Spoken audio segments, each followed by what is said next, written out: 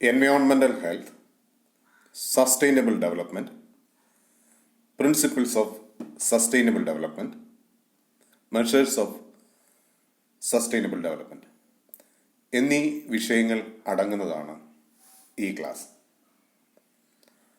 നമുക്ക് എൻവയോൺമെൻ്റൽ ഹെൽത്ത് എന്ന വിഷയത്തിലേക്ക് വരാം. എന്താണ് പാരിസ്ഥിതിക ആരോഗ്യം?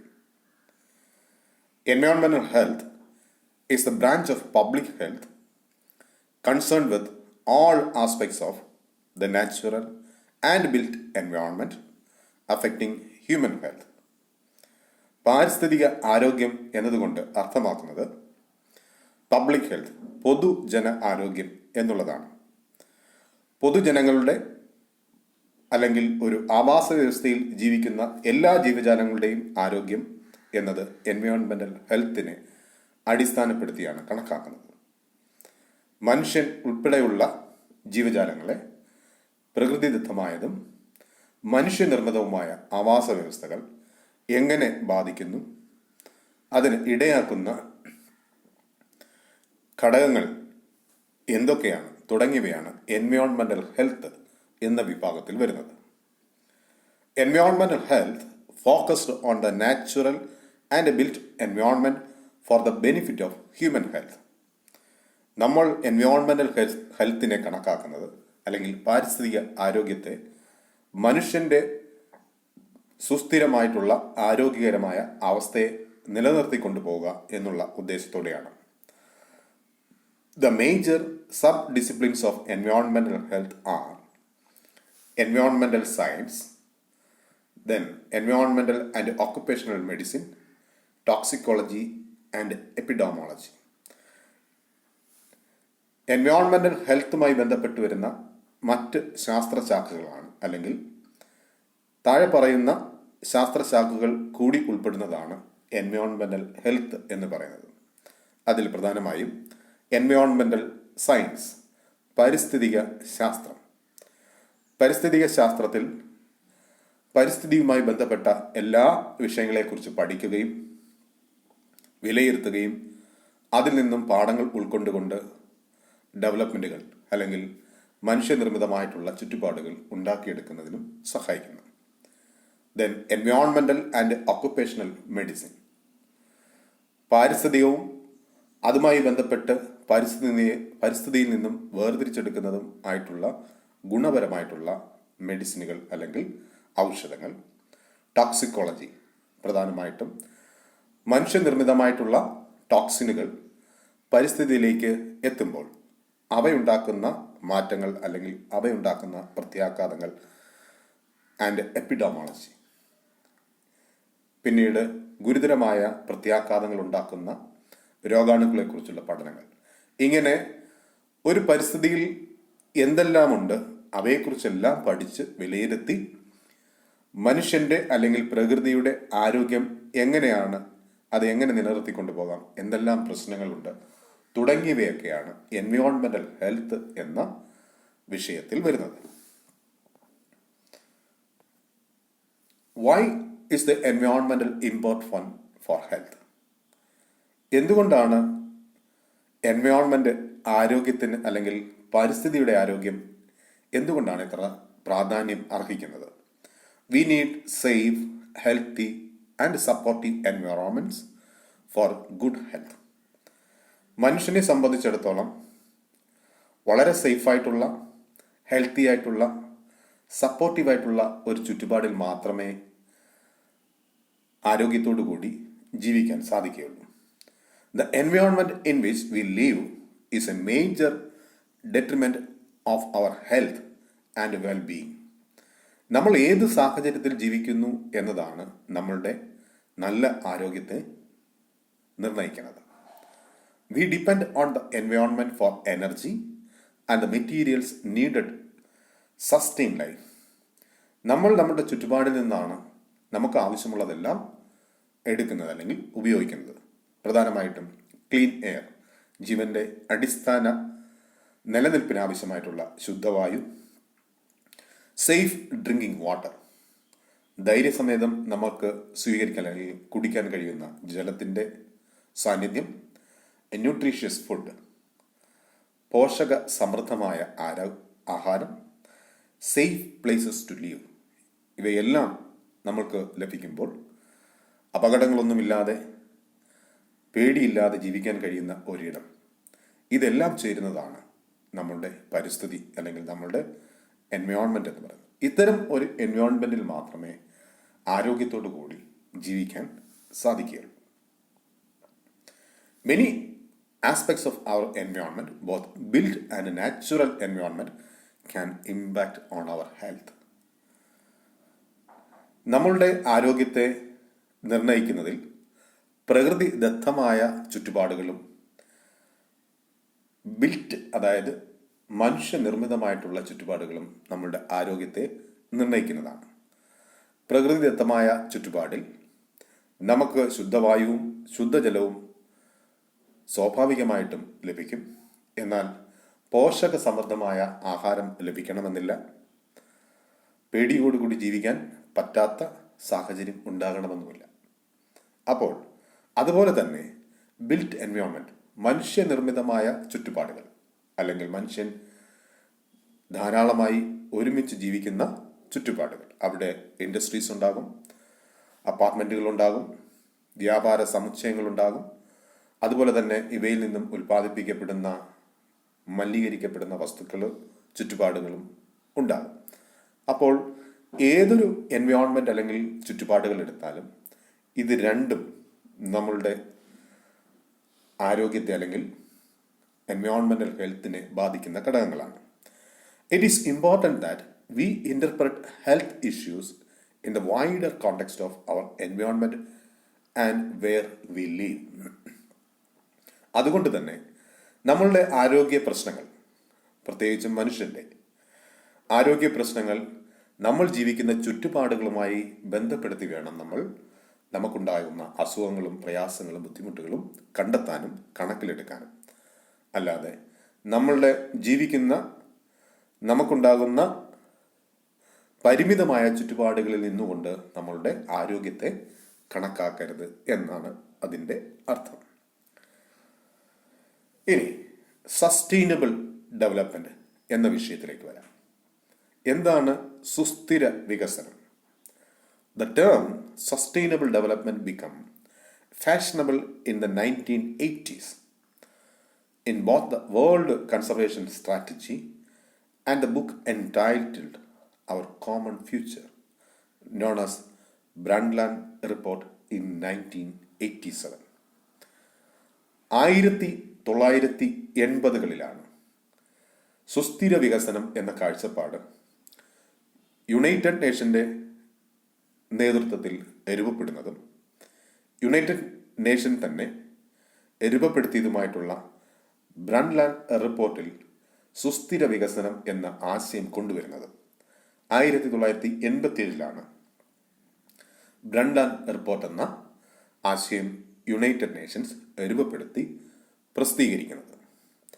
അങ്ങനെ പ്രകൃതിയിലുണ്ടായ നാശനഷ്ടങ്ങളെക്കുറിച്ചുള്ള ലോക രാജ്യങ്ങളുടെ ആശങ്കകളും അതിൽ നിന്നും യുണൈറ്റഡ് നേഷൻസ് വിവിധ രാജ്യങ്ങളിൽ നിന്നുള്ള പ്രതിനിധികളെ ഉൾക്കൊള്ളിച്ചുകൊണ്ടുള്ള സമ്മേളനങ്ങൾ നടത്തുകയും പ്രകൃതി സംരക്ഷണം അനിവാര്യമാണെന്നും അതുകൊണ്ട് തന്നെ ഡെവലപ്മെൻറ്റ് അല്ലെങ്കിൽ വികസനം എന്നുള്ളത് പ്രകൃതിയെ മുൻനിർത്തിക്കൊണ്ട് മാത്രം ആകണം എന്നുള്ള ആശയത്തിൻ്റെ അടിസ്ഥാനത്തിലാണ് 1980-കളിൽ ഇങ്ങനെ സമ്മേളനം കൂടപ്പെടുന്നതും അതിൻ്റെ അടിസ്ഥാനത്തിൽ യുണൈറ്റഡ് നേഷൻ്റെ പോഷക ഘടകമായിട്ടുള്ള സംവിധാനം തന്നെ ബ്രണ്ട്ലാൻഡ് റിപ്പോർട്ട് പ്രസിദ്ധീകരിക്കുന്നത്.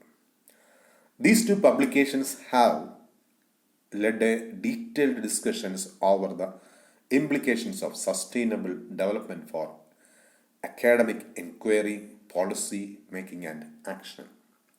ഇങ്ങനെ 1987 ബ്രണ്ട്ലാൻഡ് റിപ്പോർട്ട് പ്രസിദ്ധീകരിച്ചതോടുകൂടി ലോകവ്യാപകമായി പാരിസ്ഥിതിക പ്രശ്നങ്ങൾ മനസ്സിലാക്കുന്നതിന് കൂടുതൽ പ്രാധാന്യം നൽകുകയും വിദ്യാഭ്യാസ മേഖലകളിൽ അല്ലെങ്കിൽ വിദ്യാഭ്യാസ പഠന മേഖലകളിൽ പാരിസ്ഥിതിക പ്രശ്നങ്ങളെക്കുറിച്ചുള്ള വിഷയങ്ങൾ ഉൾക്കൊള്ളിക്കുകയും അങ്ങനെ പോളിസി മേക്കിംഗ്, അതായത് ഒരു പ്രദേശത്തിൻ്റെ വികസനം അല്ലെങ്കിൽ വികസന പ്രവർത്തനങ്ങൾ നടപ്പിലാക്കുമ്പോൾ പരിസ്ഥിതിയെ മുൻനിർത്തിക്കൊണ്ട് വേണം വികസനങ്ങൾ നടത്താനും പരിസ്ഥിതിയെ സംരക്ഷിച്ചുകൊണ്ട് വേണം വികസനം നടത്താനും എന്ന കാഴ്ചപ്പാട് രൂപപ്പെടുന്നത് ബ്രണ്ടൺ റിപ്പോർട്ടിന് ശേഷമാണ്. There are three major principles underlying the process of sustainable development. പ്രധാനമായിട്ടും സുസ്ഥിര വികസനം എന്ന കാഴ്ചപ്പാടിൽ 3 പ്രിൻസിപ്പിൾസാണ് അല്ലെങ്കിൽ അടിസ്ഥാന തത്വങ്ങളാണ് ഉൾക്കൊള്ളിച്ചിരിക്കുന്നത്. ഒന്നാമത്തേത് principles of Inter generational equity or principles of ഫ്യൂച്ചറിറ്റി.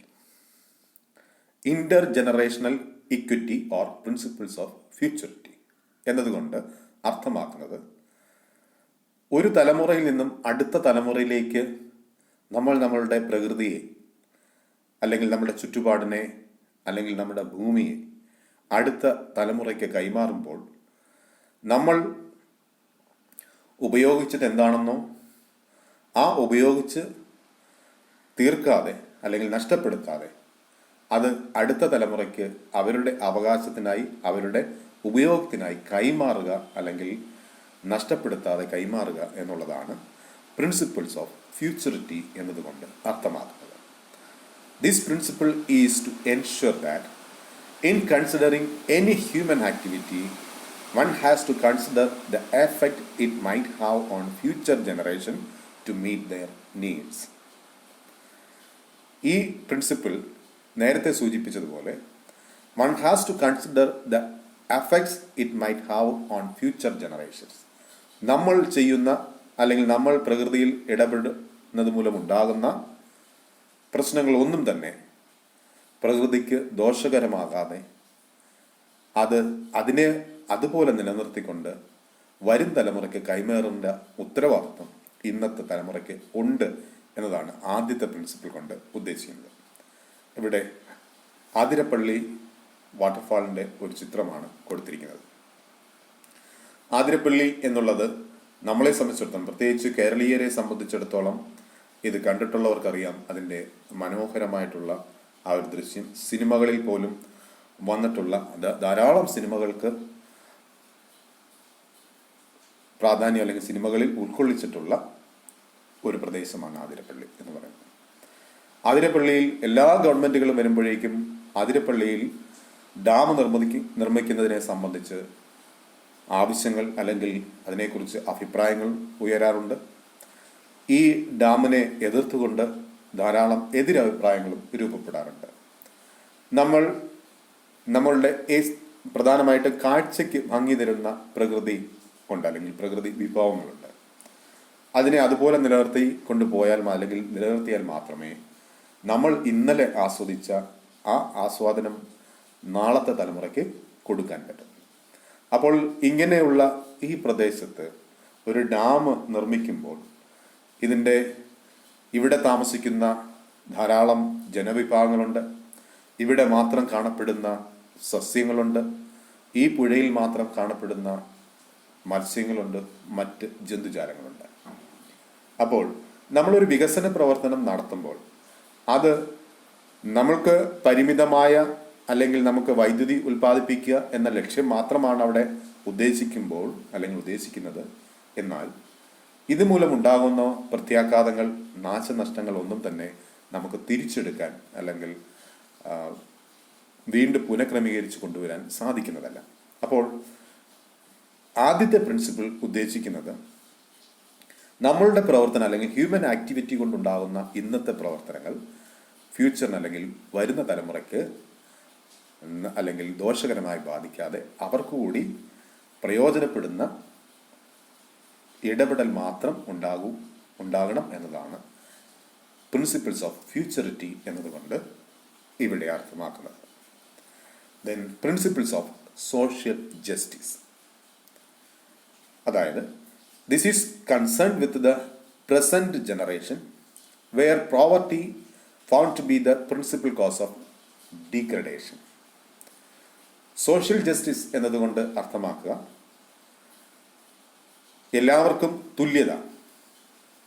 അതായത് ഇവിടെ ധാരാളം പണം അല്ലെങ്കിൽ സമ്പത്തുള്ളവനെന്നോ സമ്പത്തില്ലാത്തവനോ എന്നോ കണക്കാക്കാതെ പ്രകൃതി വിഭവങ്ങൾ എല്ലാവർക്കും അനുഭവിക്കാനുള്ളതാണ്, അല്ലെങ്കിൽ എല്ലാവർക്കും തുല്യമായി വീതിക്കപ്പെടേണ്ടുന്നത് എന്നതാണ്.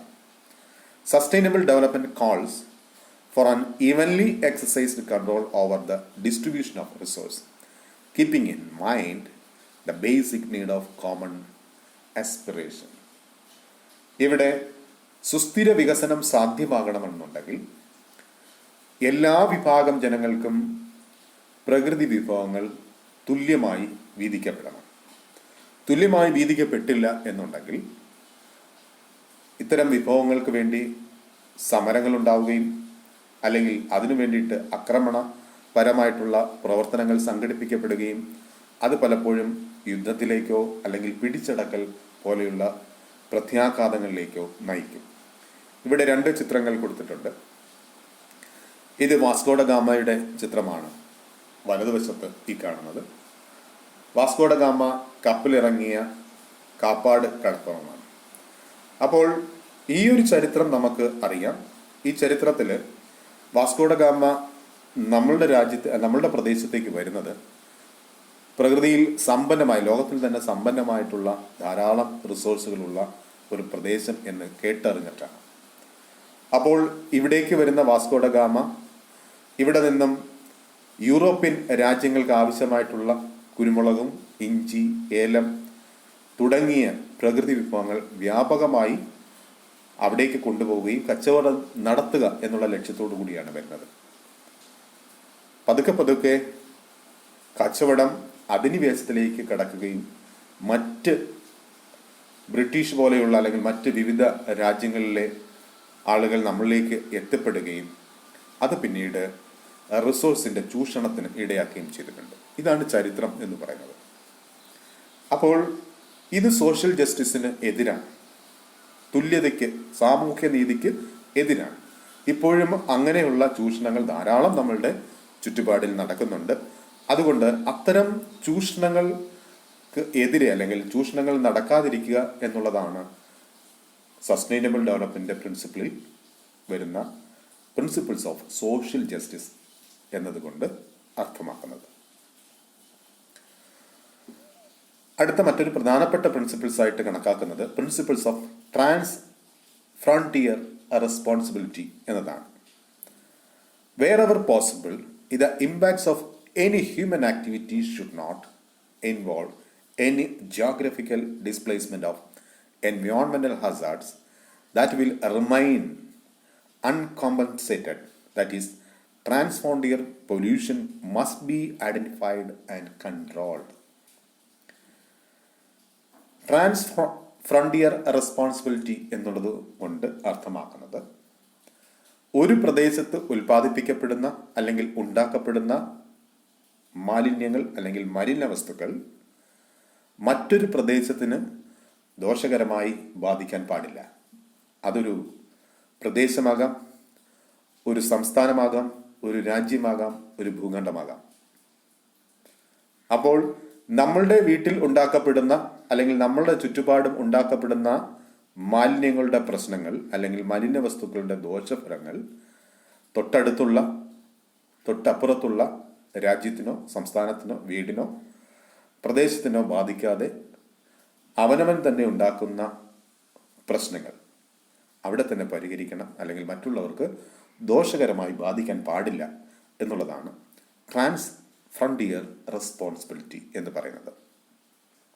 In this regard, wealthy nations should not overexploit the resources of other nations that might lead to an imbalance in regional economies and ecosystems. അതുപോലെ തന്നെ വെൽത്തി നേഷൻസ്, ധാരാളം സമ്പന്നമായ രാജ്യങ്ങൾ, സമ്പന്നമായിക്കൊണ്ടിരിക്കുന്നതോ ദരിദ്രമായതോ ആയ രാജ്യങ്ങളിൽ നിന്നും അവരുടെ റിസോഴ്സുകൾ ചൂഷണം ചെയ്യാതെ അല്ലെങ്കിൽ അവരുടെ സമ്പത്തുകൾ ചൂഷണം ചെയ്യാതെ റിസോഴ്സിനെ അതുപോലെ നിലനിർത്തിക്കൊണ്ട് പോകേണ്ടതും പ്രിൻസിപ്പിളിൽ വരുന്നതാണ്. ഇങ്ങനെ ഒരു ഭാഗത്തു നിന്നും കൂടുതൽ റിസോഴ്സുകൾ അല്ലെങ്കിൽ അവരുടെ ആ പ്രദേശത്തിൻ്റെ സസ്യങ്ങളായാലും ജന്തുക്കളായാലും മിനറൽസ് ആയാലും ചൂഷണം ചെയ്യപ്പെടുന്നതോടു കൂടി അവിടെ എക്കണോമിക് ആയിട്ടുള്ള ഇംബാലൻസ്, സാമ്പത്തികമായിട്ടുള്ള അസ്ഥിരത രൂപപ്പെടുകയും ചില രാജ്യങ്ങൾ മറ്റുള്ളവരെ ചൂഷണം ചെയ്തുകൊണ്ട് പെട്ടെന്ന് സമ്പന്നമാവുകയും മറ്റുള്ളവർ ദരിദ്രമായിട്ട് നിലനിൽക്കുകയും ചെയ്യുന്ന സാഹചര്യമുണ്ട്. അത് പ്രിൻസിപ്പിൾസ് ഓഫ് ഫ്രോണ്ടിയർ റെസ്പോൺസിബിലിറ്റിക്ക് എതിരാണ്. Similarly, the detrimental effects of urban activities should not go to beyond the metropolitan boundaries. ഇവിടെ 2 ചിത്രങ്ങൾ കൊടുത്തിട്ടുണ്ട്. ഒന്ന് നിങ്ങൾക്ക് പരിചിതമായ പൗലോ പൊളീനോ ഗുജാരയുടേതാണ്. രണ്ടാമത്തത് പൗലോ പൊളീനോ ഗുജാര താമസിക്കുന്ന അല്ലെങ്കിൽ അദ്ദേഹത്തിൻ്റെ വാസസ്ഥലമായിരുന്ന ആമസോൺ കാടുകളാണ്. ഈ ആമസോൺ കാടുകളുടെ ചിത്രം ഇവിടെ ഒരു ഫുട്ബോൾ ഗ്രൗണ്ടിൻ്റെ രൂപത്തിലുള്ള ചിത്രമാണ് കൊടുത്തിരിക്കുന്നത്. ഇവിടെ രാഷ്ട്രീയ നേതൃത്വം ചെയ്യുന്നത് ആമസോൺ കാടുകൾക്ക് വളരെ പ്രധാനപ്പെട്ട ഒരു പ്രത്യേകതയുണ്ട്. ആമസോൺ കാടുകളെ ഭൂമിയുടെ ശ്വാസകോശം എന്നാണ് അറിയപ്പെടുക. അതായത് ഭൂമിയിൽ ഉൽപ്പാദിപ്പിക്കപ്പെടുന്ന കാർബൺ ഡൈ ഓക്സൈഡിൻ്റെ നല്ലൊരു ശതമാനവും ആഗിരണം ചെയ്ത് കാർബൺ ഡൈ ഓക്സൈഡിൻ്റെ അളവ് അന്തരീക്ഷത്തിൽ കുറയ്ക്കുന്നത് ആമസോൺ കാടുകളാണ്. ഈ ആമസോൺ കാടുകൾ ബ്രസീൽ പോലെയുള്ള രാജ്യങ്ങളും അല്ലെങ്കിൽ ബ്രസീലും അമേരിക്കൻ കമ്പനി ബേസ്ഡ് ആയിട്ടുള്ള അമേരിക്കൻ കോർപ്പറേറ്റ് കമ്പനികളും ഇവിടെ മിനറൽസിൻ്റെയും വനം വിഭവങ്ങളുടെയും ആവശ്യത്തിനായിട്ട് ഓരോ നിമിഷവും അല്ലെങ്കിൽ ഓരോ ദിവസവും ഒരു വലിയ ഫുട്ബോൾ ഗ്രൗണ്ടിൻ്റെ വലിപ്പത്തിലുള്ള പ്രദേശം ഡീഫോറസ്റ്റേഷൻ അല്ലെങ്കിൽ നശിപ്പിച്ചുകൊണ്ടിരിക്കുകയാണ്. അപ്പോൾ ഇങ്ങനെ പ്രകൃതിയിൽ നടക്കുന്ന ചൂഷണങ്ങളുണ്ട്. അപ്പം ഇത്തരം ചൂഷണങ്ങൾക്കെതിരെ പ്രതികരിക്കുകയും അതിനെതിരെ നിലപാടെടുക്കുകയും ചെയ്ത ആദിവാസി വിഭാഗത്തിൽ വരുന്ന ആളായിരുന്നു പൗലോ പൊളീനോ ഗുജാര എന്ന ആദിവാസി യുവാവ്. ഈ ആദിവാസി യുവാവ് കഴിഞ്ഞ വർഷം വെടിയേറ്റ് മരിക്കുകയുണ്ടായി. അദ്ദേഹം വെടിയേറ്റ് മരിച്ചതോടുകൂടിയാണ് അദ്ദേഹം എന്തിനു വേണ്ടിയായിരുന്നു നിലപാടെടുത്തത് എന്നത് ലോക ശ്രദ്ധ ആകർഷിക്കുന്നത്.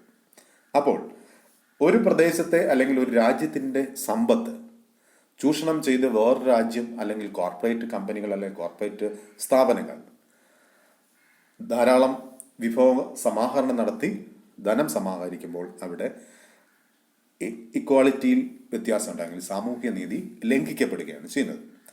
അപ്പോൾ അതുപോലെ തന്നെ അർബൻ ആക്ടിവിറ്റീസ്, സാധാരണ നഗരങ്ങളിൽ ഉണ്ടാകുന്ന പ്രശ്നങ്ങളാണ് ഗ്രാമങ്ങളിലേക്ക് വ്യാപിക്കുകയും അത് ഗ്രാമങ്ങളിൽ പൊല്യൂഷൻ പ്രോബ്ലംസോ അല്ലെങ്കിൽ രോഗങ്ങളോ പോലെയുള്ള പ്രശ്നങ്ങൾ ഉണ്ടാക്കുന്നത്. ഇങ്ങനെ പ്രശ്നങ്ങൾ ഉണ്ടാക്കുന്നത് പോലെ തന്നെ ഗ്രാമങ്ങൾക്കും ഉത്തരവാദിത്വമുണ്ട്. ഗ്രാമങ്ങളിൽ നടക്കുന്ന പ്രശ്നങ്ങളും അല്ലെങ്കിൽ ഉണ്ടാക്കപ്പെടുന്ന എൻവയോൺമെന്റൽ ആക്ടിവിറ്റീസ് ഒന്നും തന്നെ അർബൻ, അതായത് നഗരപ്രദേശങ്ങളിലേക്കും വ്യാപിക്കാതെ കൊണ്ടുപോവുക എന്നുള്ളതും ട്രാൻസ് ഫ്രോണ്ടിയർ റെസ്പോൺസിബിലിറ്റിയിൽ വരുന്നതാണ്. ഇനി മെഷേഴ്സ് ഓഫ് സസ്റ്റൈനബിൾ ഡെവലപ്മെന്റ്, നമ്മൾ എങ്ങനെ നമുക്ക് സുസ്ഥിര വികസനം അളക്കാൻ കഴിയും അല്ലെങ്കിൽ അതിനെ നിർണ്ണയിക്കാൻ കഴിയും എന്നുള്ളതാണ്. ഒന്നാമത്തത് ടെക്നോളജി എന്നതാണ്. Using appropriate technology is one which is locally adaptable, eco-friendly, resource efficient and culturally suitable. നമ്മളൊരു പ്രദേശത്തിൻ്റെ വികസനം അല്ലെങ്കിൽ വികസന പ്രവർത്തനങ്ങൾ, നിർമ്മാണ പ്രവർത്തനങ്ങൾ നടത്തുമ്പോൾ അത് ലോക്കലി അഡാപ്റ്റബിൾ ആയിരിക്കണം ഒന്നാമത്തത്. അതായത് ആ പ്രദേശത്തിന് യോജിക്കുന്നതും അല്ലെങ്കിൽ അതിനോട് കൂടെ നിന്ന് പോകുന്നതുമായിരിക്കണം. ഇക്കോ ഫ്രണ്ട്ലി, രണ്ടാമത് പരിസ്ഥിതി സൗഹൃദമായിരിക്കണം. ദെൻ റിസോഴ്സ് എഫിഷ്യൻറ്റ്, അതായത് നമുക്ക് ഉപയോഗിക്കാൻ പറ്റുന്ന റിസോഴ്സുകൾ, അതായത് വലിയ വില കൂടിയതോ അല്ലെങ്കിൽ വലിയ നിർമ്മാണ ചെലവ് വരുന്നതായിട്ടുള്ള ഉപകരണങ്ങളും വസ്തുക്കളും ഉപയോഗിച്ചുകൊണ്ടായിരിക്കരുത് ഒരു പ്രദേശത്തെ നിർമ്മാണ പ്രവർത്തനങ്ങൾ നടത്താൻ. ആൻഡ് കൾച്ചറലി സ്യൂട്ടബിൾ, നമ്മുടെ സംസ്കാരത്തിന് യോജിച്ച തരത്തിലുള്ള നിർമ്മാണ പ്രവർത്തനം അല്ലെങ്കിൽ പാരിസ്ഥിതിക പ്രവർത്തനങ്ങളായിരിക്കണം എപ്പോഴും നമ്മളുടെ ചുറ്റുപാട് നടക്കേണ്ടുന്നത്. It mostly involves local resource and local labour. ഇനി ഒരു പ്രദേശത്തെ വികസന പ്രവർത്തനം ആ പ്രദേശത്ത് നിന്നും സമാഹരിക്കാൻ കഴിയുന്ന റിസോഴ്സുകൾ ഉപയോഗിച്ചും ആ പ്രദേശത്തെ ആൾക്കാരെ കൊണ്ട് അല്ലെങ്കിൽ പ്രദേശത്തെ ആൾക്കാർക്ക് ഉപജീവനം നൽകാൻ കഴിയുന്ന തരത്തിലുള്ള രീതിയിലുള്ള വികസന പ്രവർത്തനങ്ങൾ സംഘടിപ്പിച്ചാൽ മറ്റുള്ള സ്ഥലത്തു നിന്നും വസ്തുക്കൾ കൂടുതലായിട്ട് കൊണ്ടുവരേണ്ടതില്ല, വേറെ സ്ഥലത്തു നിന്നും ആൾക്കാരെ ജോലിക്കായിട്ട് കൊണ്ടുവരേണ്ടതില്ല. അതത് സ്ഥലത്തെ ആൾക്കാർക്ക് ജോലി ലഭിക്കുകയും അതത് സ്ഥലത്തെ റിസോഴ്സുകൾ ഉപയോഗിച്ചുകൊണ്ട് നിർമ്മാണ പ്രവർത്തനങ്ങൾ നടത്തുകയും ചെയ്താൽ റിസോഴ്സ് ഡിപ്ലീഷൻ പോലെയുള്ള സാഹചര്യം ഒഴിവാക്കപ്പെടും. Indigenous technologies are more useful, cost effective and sustainable. അതുപോലെ ഇൻഡിജീനസ് ടെക്നോളജീസ്, ഒരു പ്രദേശത്തിന് യോജിക്കുന്ന സാങ്കേതിക വിദ്യകൾ ഉപയോഗിച്ച് വേണം നമ്മൾ എപ്പോഴും പ്രവർത്തനങ്ങൾ നടത്താൻ. കോസ്റ്റ് എഫക്റ്റീവ്, അതായത് ധാരാളം പണച്ചെലവ് വരാത്തതും അതുപോലെ സസ്റ്റൈനബിളുമായിരിക്കണം, സുസ്ഥിരമായിട്ട്, അതായത് ദീർഘകാലം നിലനിന്നു പോകുന്നതും പരിസ്ഥിതി സൗഹൃദപരമായിട്ടുള്ള നിർമ്മാണ പ്രവർത്തനങ്ങൾ വേണം ഗവൺമെൻറ്റുകളായാലും വ്യക്തികളായാലും നടത്തേണ്ടുന്നത്. Nature is often take as a model using the natural conditions of that region as its components. This concept is known as design with nature. നമ്മൾ പ്രകൃതിയിൽ നിന്നും കണ്ടുപഠിക്കുക എന്നുള്ളതാണ് ഡിസൈൻ വിത്ത് നേച്ചർ എന്ന് പറയുന്നത്. നമ്മൾ വിമാനത്തിൻ്റെ പുതിയ പുതിയ രൂപങ്ങൾ നമ്മൾ ഉണ്ടാക്കിയെടുത്തിട്ടുള്ളതും അതിൻ്റെ ഫ്ലൈറ്റ് മോഡുകൾ ഒക്കെ ഉണ്ടാക്കിയെടുത്തിട്ടുള്ളതും നമ്മൾ പക്ഷികളിൽ നിന്നാണ്. അപ്പോൾ പക്ഷികളിൽ നിന്നും കണ്ടുപിടിച്ച അല്ലെങ്കിൽ പക്ഷികളിൽ നിന്നും ഒരുപാട് നമ്മൾ പ്ലെയിൻ പോലെയുള്ള എയ്റോപ്ലെയിൻ പോലെയുള്ള വസ്തുക്കൾ അല്ലെങ്കിൽ എയ്റോപ്ലെയിൻ ഉണ്ടാക്കാനായിട്ട് നമ്മൾ അതിൻ്റെ ടെക്നോളജി ഉപയോഗിച്ചിട്ടുണ്ട്. അതുപോലെ നമ്മൾ ഒരുപാട് മെറ്റീരിയലുകൾ, ഇപ്പോൾ ഒരു ബട്ടർഫ്ലൈയുടെ മുട്ട എടുത്ത് നോക്കിയാൽ നമുക്ക്, അല്ലെങ്കിൽ അതിൻ്റെ ബട്ടർഫ്ലൈ മുട്ട എടുത്ത് നോക്കിയാൽ അതിൻ്റെ കൺസ്ട്രക്ഷൻ അല്ലെങ്കിൽ അതിൻ്റെ അതേ നശിച്ചു പോകാതിരിക്കുന്ന കൺസ്ട്രക്ഷൻ അല്ലെങ്കിൽ എങ്ങനെയാണ് അത് നിർമ്മിക്കുന്നത് എന്ന് നമുക്ക് മൈക്രോസ്കോപ്പിലൂടെ ഒബ്സർവ് ചെയ്താൽ അതിൽ നിന്നും ധാരാളം പദാർത്ഥങ്ങൾ, അതുപോലെ തേനീച്ചയുടെ കൂട്, അതുപോലെ കടന്തലിൻ്റെ കൂട് നമ്മൾ കണ്ടിട്ടുണ്ടാകും. പക്ഷെ അത് പൊളിച്ചു നോക്കുന്ന ഒരു രീതി നിങ്ങൾ കണ്ടിട്ടുണ്ടെങ്കിൽ അത് പല പല ലെയറുകളായിട്ടാണ് അതിൻ്റെ റൗണ്ട് ഷേപ്പിൽ അതിൻ്റെ കൂട് നിർമ്മിച്ചിട്ടുള്ളതും അത് എയ്റോഡൈനാമിക് ആയിട്ടുള്ള. അപ്പം അത്തരം ഈ കടന്തലിൻ്റെ കൂട് വെച്ചുകൊണ്ടൊക്കെയുള്ള ധാരാളം വലിയ മാസീവ് കൺസ്ട്രക്ഷൻസ് ലോകത്തിൽ നടന്നിട്ടുണ്ട്. അപ്പോൾ പ്രകൃതിയിൽ നമുക്ക് ഒരുപാട് പഠിക്കാനുണ്ട്. അപ്പോൾ പ്രകൃതിയിൽ നിന്ന് പാഠങ്ങൾ ഉൾക്കൊണ്ടുകൊണ്ട് വേണം നമ്മൾ പുതിയ സംവിധാനങ്ങൾ അല്ലെങ്കിൽ പുതിയ കൺസ്ട്രക്ഷൻസ് നടത്താൻ. അത് വളരെ ഭംഗിയുള്ളതും കാണാൻ പ്രത്യേകതയുള്ളതും ആയിരിക്കും എന്നുള്ളതാണ് ഡിസൈൻ വിത്ത് നേച്ചർ എന്നതുകൊണ്ട് അർത്ഥമാക്കുന്നത്.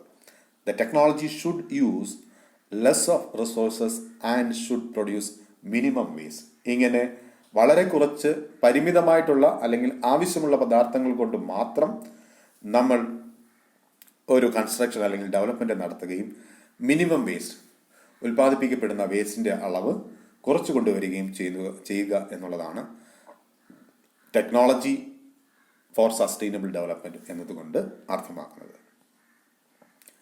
Reduce, reuse and recycle approach. ഇനി മനുഷ്യന് ഉണ്ടാകേണ്ടുന്ന അല്ലെങ്കിൽ ഇപ്പോൾ നമ്മൾ ഒരു പരിധി വരെ നിലനിർത്തിക്കൊണ്ടു പോകുന്ന ഒരു സംസ്കാരമാണ് RRR എന്നുള്ളത്. The 3R approach, advocating minimization of resources use, using them again and again instead of passing it on the waste stream, and recycling the materials goes a long way in achieving the goals of sustainability. നമ്മൾ reuse, ഉപയോഗിക്കാൻ കഴിയുന്നത് വീണ്ടും വീണ്ടും maximum ഉപയോഗിച്ചതിന് ശേഷം recycle ചെയ്ത് അത് വീണ്ടും മറ്റു വസ്തുക്കളായിട്ട് രൂപപ്പെടുത്തിയാൽ നമ്മളുടെ ചുറ്റുപാടും ഉണ്ടാകുന്ന മാലിന്യത്തിൻ്റെ അളവ് കുറയ്ക്കാം. നമ്മളുടെ സംസ്കാരം എന്താണ്? ഉപയോഗിച്ചതിന് ശേഷം വലിച്ചെറിയുക എന്ന രീതിയിലേക്ക് മാറിയിരിക്കുന്നു. എല്ലാ വസ്തുക്കളും, അത് ഭക്ഷണമായാലും നമ്മളുടെ മറ്റ് വസ്തുക്കളായാലും ജീവിത വസ്തുക്കളായാലും നമ്മൾ എന്തായാലും അത് ഉപേക്ഷിക്കുക എന്നുള്ളൊരു, നമ്മളുടെ നിന്നും ഉപേക്ഷിച്ച് കളയുക എന്നുള്ളൊരു മാനസികാവസ്ഥയാണ് നമ്മളുടെ ഇപ്പോഴത്തെ സംസ്കാരം. അതിൽ നിന്നും മാറി നമ്മൾ ഉപയോഗിക്കുന്ന വസ്തുക്കൾ മാക്സിമം ഉപയോഗിച്ചതിന് ശേഷം അത് റീയൂസ് ചെയ്യാൻ പറ്റുന്നതാണെന്നുണ്ടെങ്കിൽ റീയൂസ് ചെയ്യുക, റീസൈക്കിൾ ചെയ്യാൻ പറ്റുന്നതാണെന്നുണ്ടെങ്കിൽ റീസൈക്കിൾ ചെയ്ത് ഉപയോഗിച്ച് മാലിന്യ പ്രശ്നങ്ങളിൽ മാലിന്യ കൂമ്പാരം കൂട്ടാതെ നോക്കിയെങ്കിൽ മാത്രമേ സസ്റ്റൈനബിലിറ്റി അല്ലെങ്കിൽ സുസ്ഥിര വികസനം എന്ന ഗോൾ അല്ലെങ്കിൽ എന്ന പ്രത്യാശ നമുക്ക് നേടാൻ കഴിയുകയുള്ളൂ. It reduces pressure on our resources as well as reduce waste generation and pollution. ഇങ്ങനെ ഈ 3 രീതി, റീയൂസ്, റെഡ്യൂസ്, റീസൈക്കിൾ എന്നീ 3 പ്രവർത്തനങ്ങളിലൂടെ നമ്മുടെ ചുറ്റുപാടുമുണ്ടാകുന്ന വേസ്റ്റിൻ്റെ ഉൽപ്പാദനം കുറയ്ക്കാനും അതുവഴി വേസ്റ്റ് ജനറേഷൻ കുറയ്ക്കാനും സാധിക്കും. ദെൻ മൂന്നാമത്തത് promoting environmental education and awareness. Making environmental education the center of all learning process will greatly help in changing the thinking pattern and attitude of people towards our earth and environment. ബോധവൽക്കരണം എന്ന് നമുക്ക് മലയാളത്തിൽ പറയാം. പരിസ്ഥിതിപരമായിട്ടുള്ള ബോധവൽക്കരണം. നമ്മൾ നമ്മളുടെ ചുറ്റുപാടിനെ കൂടുതൽ അറിയുന്നതോടുകൂടി നമ്മൾ ഓരോന്നിൻ്റെയും പ്രത്യേകതകളും അവ പ്രകൃതിയിൽ നൽകുന്ന സംഭാവനകളും അല്ലെങ്കിൽ ഓരോ ജീവിയുടെ റോള്, നമ്മൾക്ക് ഓരോ റോളുണ്ട്. നമ്മളുടെ റോള് ഇപ്പോൾ നിങ്ങൾ ചെയ്യുന്ന റോള് നല്ല വിദ്യാഭ്യാസം നേടുക, നന്നായി പഠിക്കുക, അത് ഭാവിയിലേക്ക് പ്രയോജനപ്പെടുത്തുക എന്നുള്ളതാണ് ഇപ്പോൾ നിങ്ങളുടെ റോൾ. അതുപോലെ പ്രധാന റോൾ, അതുപോലെ നമ്മളുടെ സമാനമായിട്ടുള്ള ഉത്തരവാദിത്വങ്ങളുണ്ട്. നമ്മൾ ചുറ്റുപാടും എന്താണ് പഠിക്കുന്നത് എന്ന് നമ്മൾ തിരിച്ചറിയണം, എന്തിനു പഠിക്കുന്നു എന്നുകൂടി തിരിച്ചറിയണം.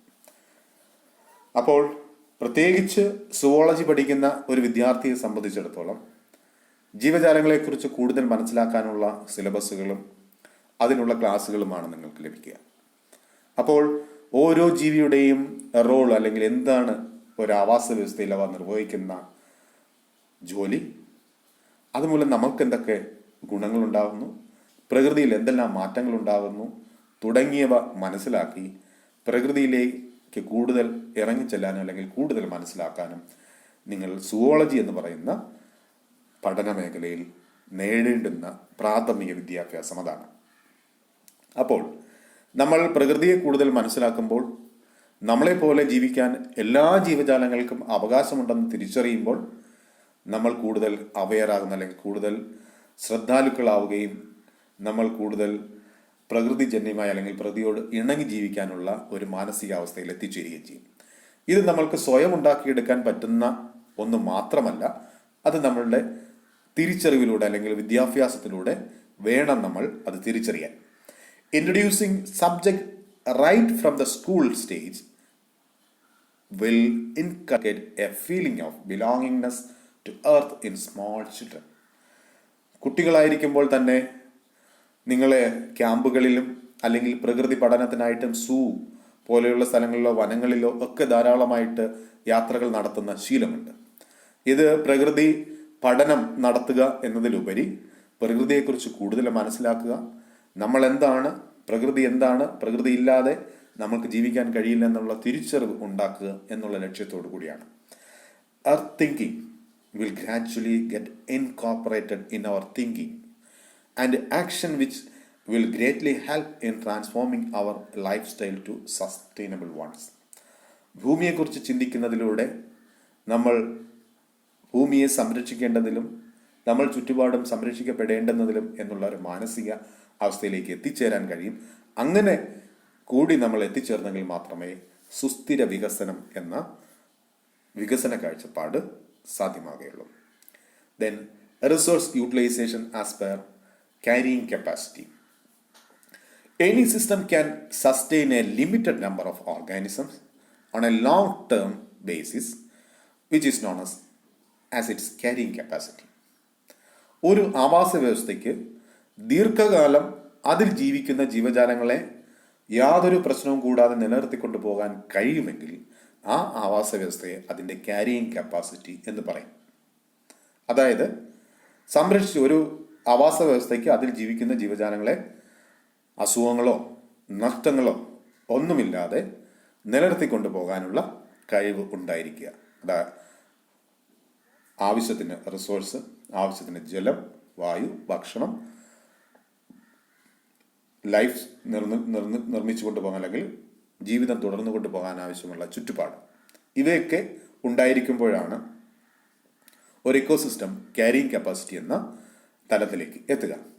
In case of human beings, the carrying capacity concept become all the more complex.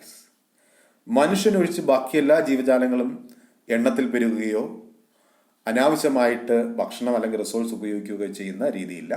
മനുഷ്യൻ്റെ കേസ് വരുമ്പോഴാണ് ക്യാരിയിങ് കപ്പാസിറ്റി എന്ന പ്രശ്നം ഒരു എക്കോസിസ്റ്റത്തിന് വരുന്നത്. It is because unlike other animals, human beings not only need food to live but need so many other things to maintain the quality of life. മനുഷ്യൻ ഒഴിച്ചുള്ള ബാക്കി ജീവജാലങ്ങൾക്ക് ഭക്ഷണവും അവയുടെ റീപ്രൊഡക്ഷൻ പോലെയുള്ള പ്രാഥമിക ആവശ്യങ്ങൾ മാത്രം നിർവഹിച്ചാൽ മതിയാവും. പക്ഷേ മനുഷ്യനിലേക്ക് വരുമ്പോൾ മനുഷ്യന് ആഹാരവും താമസവും മാത്രമല്ല, മനുഷ്യന് ധാരാളം മറ്റ് ആവശ്യങ്ങളുണ്ട്. മറ്റ് ആവശ്യങ്ങളെന്ന് പറഞ്ഞാൽ നമ്മൾ പഠിക്കുന്നത് നമ്മളുടെ ഒരു ആവശ്യമാണ്, യാത്ര ചെയ്യുന്നതിന് ആവശ്യമാണ്, നമുക്ക് വാഹനം വാങ്ങുക, വീട് വാങ്ങുക, അല്ലെങ്കിൽ മറ്റു പ്രദേശങ്ങളിലേക്ക് പോവുക തുടങ്ങിയവയെല്ലാം ധാരാളം ആവശ്യങ്ങളുണ്ട് നമ്മളുടെ പ്രാഥമിക ആവശ്യങ്ങൾക്ക് കൂടാതെ. അപ്പോൾ അതിനെല്ലാം ധനം വേണം, അല്ലെങ്കിൽ അതിനെല്ലാം മറ്റു മാർഗങ്ങൾ കണ്ടെത്തണം. ഇങ്ങനെയൊക്കെയുള്ള പ്രശ്നങ്ങൾ അല്ലെങ്കിൽ ആവശ്യങ്ങൾ മനുഷ്യനെ എൻവയോൺമെന്റിൽ കൂടുതൽ പ്രശ്നങ്ങൾ ഉണ്ടാക്കുന്ന ജീവിയാക്കി മാറ്റിയിട്ടുണ്ട്. Sustainability of a system depends largely upon the carrying capacity of the system.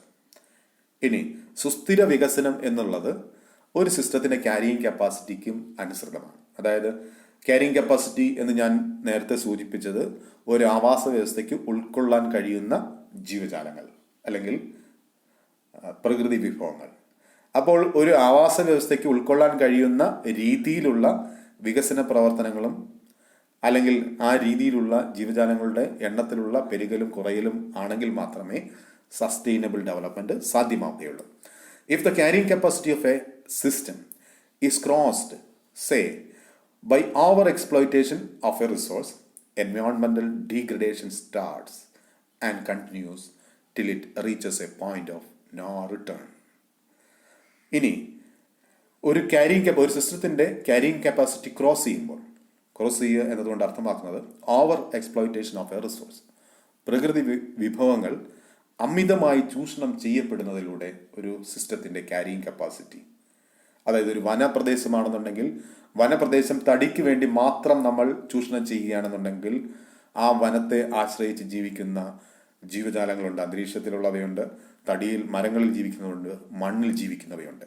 ഇങ്ങനെ ലക്ഷക്കണക്കിനായിട്ടുള്ള ജീവജാലങ്ങളുടെ ആവാസ വ്യവസ്ഥ നഷ്ടപ്പെടുകയും നമുക്ക് ഒരിക്കലും തിരിച്ചെടുക്കാൻ പറ്റാത്ത രീതിയിൽ നാശനഷ്ടങ്ങൾ ഉണ്ടാവുകയും ചെയ്യും.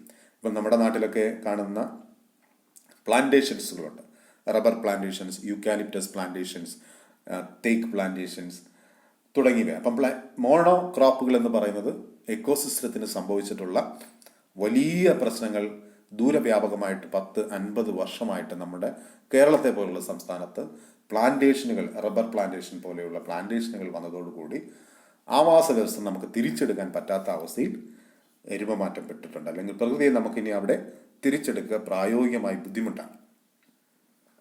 Carrying capacity has 2 basic components. First one, supporting capacity, that is the capacity to regenerate. Then second one, assimilate capacity, the capacity to tolerate different stresses.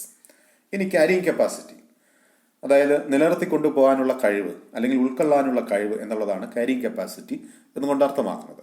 അതിന് പ്രധാനമായിട്ട് 2 ഘടകങ്ങളുണ്ട്. ഒന്ന് സപ്പോർട്ടിംഗ് കപ്പാസിറ്റിയാണ്, അതായത് ഒരു ആവാസ വ്യവസ്ഥയിൽ അവിടെ ഉൾക്കൊള്ളുന്ന ജീവജാലങ്ങളെ റീജനറേറ്റ്, അതായത് അതിനെ ആവാസ വ്യവസ്ഥ നശിച്ചു പോയാൽ അല്ലെങ്കിൽ നാശനഷ്ടങ്ങൾ സംഭവിച്ചാലും അത് സ്വാഭാവികമായി തിരിച്ചു വരാനുള്ള കഴിവിനെയാണ് റീജനറേറ്റിംഗ് കപ്പാസിറ്റി എന്ന് പറയുന്നത്. രണ്ടാമത്തത് assimilative capacity, the capacity to tolerate different stresses. ഇനി ഒരു ആവാസ വ്യവസ്ഥയ്ക്ക് പല തരത്തിലുള്ള സ്ട്രെസ് ഉണ്ടാകും അല്ലെങ്കിൽ പ്രത്യാഘാതങ്ങൾ നേരിടാനുള്ള കഴിവ് ഒരു പരിധി വരെ ഉണ്ടാകത്തുള്ളൂ. ആ പരിധിക്ക് അപ്പുറത്തേക്ക് കടക്കുമ്പോഴാണ് എക്കോസിസ്റ്റം നശിക്കുന്നത്. അപ്പം ടോളറേറ്റ് ചെയ്യാനുള്ള കഴിവും തിരിച്ചു വരാനുള്ള കഴിവും അല്ലെങ്കിൽ സപ്പോർട്ട് ചെയ്യാനുള്ള കഴിവുമാണ് ക്യാരിയിങ് കപ്പാസിറ്റിക്കുള്ള 2 പ്രധാനപ്പെട്ട ഘടകങ്ങൾ എന്ന് പറയുന്നത്. In order to maintain sustainability, it is very important to utilize the resources based upon the above 2 properties of the ecosystem. മുകളിൽ സൂചിപ്പിച്ച 2 ഘടകങ്ങളുടെ അടിസ്ഥാനത്തിലായിരിക്കണം നമ്മൾ ഒരു പ്രകൃതി അല്ലെങ്കിൽ ഒരു പ്രദേശത്തിൻ്റെ പ്രകൃതി വിഭവങ്ങൾ ഉപയോഗിക്കേണ്ടത്. ഒന്ന്, എടുക്കുന്ന വിഭവങ്ങൾ തിരിച്ചുണ്ടാക്കാൻ കഴിവുള്ളതാണെന്നുണ്ടെങ്കിൽ അതിനനുസരിച്ച് ഉപയോഗിക്കുക. പിന്നീട് നമുക്ക് ചെലുത്താൻ കഴിയുന്ന അല്ലെങ്കിൽ നമുക്ക് പ്രയോഗിക്കാൻ കഴിയുന്ന സ്ട്രെസ് ഉണ്ട്, എൻവയോൺമെന്റൽ സ്ട്രെസ് ഉണ്ട്. അത് എത്ര വരെ നമുക്കൊരു എക്കോസിസ്റ്റത്തിൽ എത്ര വരെ ആകാം എന്നുകൂടി കണക്കിലെടുത്ത് വേണം സുസ്ഥിര വികസനം നടപ്പിലാക്കാൻ. Consumption should not exceed regeneration and changes should not be allowed to recur beyond the tolerance capacity of the system.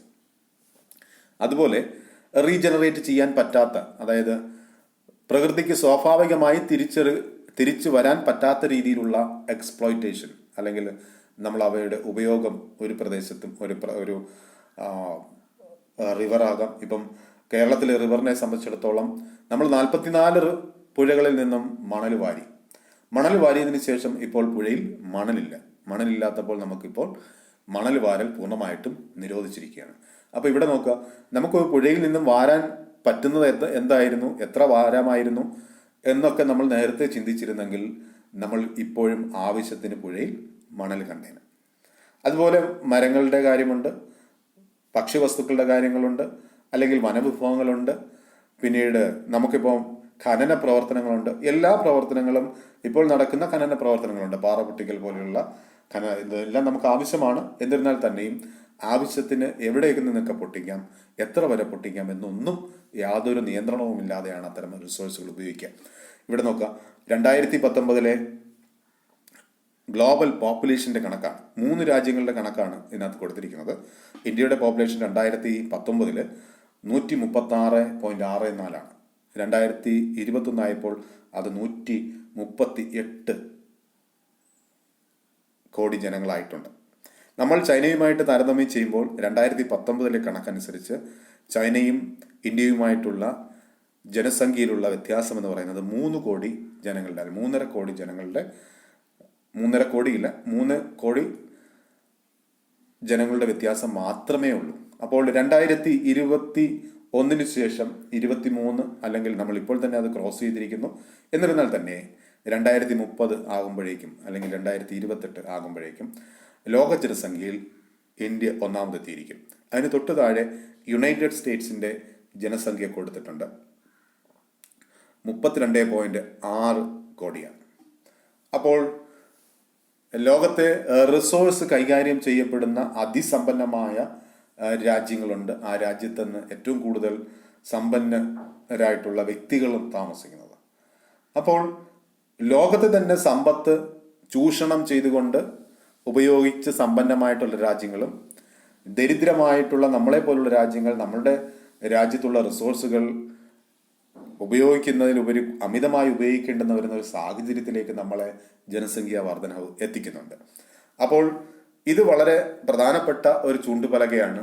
നമ്മൾ ഈ രീതിയിൽ പോയാൽ നമ്മളുടെ രാജ്യത്തുള്ള റിസോഴ്സ് നമുക്ക് ഉപയോഗിക്കാൻ തികയില്ല എന്നുള്ളത്. അതുപോലെ തന്നെ അതുമായി ബന്ധപ്പെട്ട് വരുന്ന പ്രശ്നങ്ങൾ നമ്മൾ നേരിടേണ്ടി വരും. അപ്പോൾ നമ്മുടെ രാജ്യത്തെ, നമ്മുടെ പ്രദേശത്തിന്റെ വികസനം എന്ന് പറയുന്നത് സുസ്ഥിരമായിട്ടുള്ള രീതിയിൽ അല്ലെങ്കിൽ സസ്റ്റൈനബിൾ ഡെവലപ്മെന്റ് ആയില്ലെന്നുണ്ടെങ്കിൽ കൂടുതൽ പ്രത്യാഘാതങ്ങൾ നമ്മൾക്ക് ഉണ്ടാകാൻ പോകുന്നു എന്നതാണ് ജനസംഖ്യാ വർധനവ് സൂചിപ്പിക്കുന്നത്.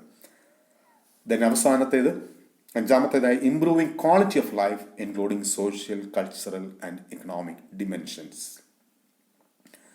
Development should not focus just one section of already affluent people, or rather it should include sharing of benefits between the rich and the poor.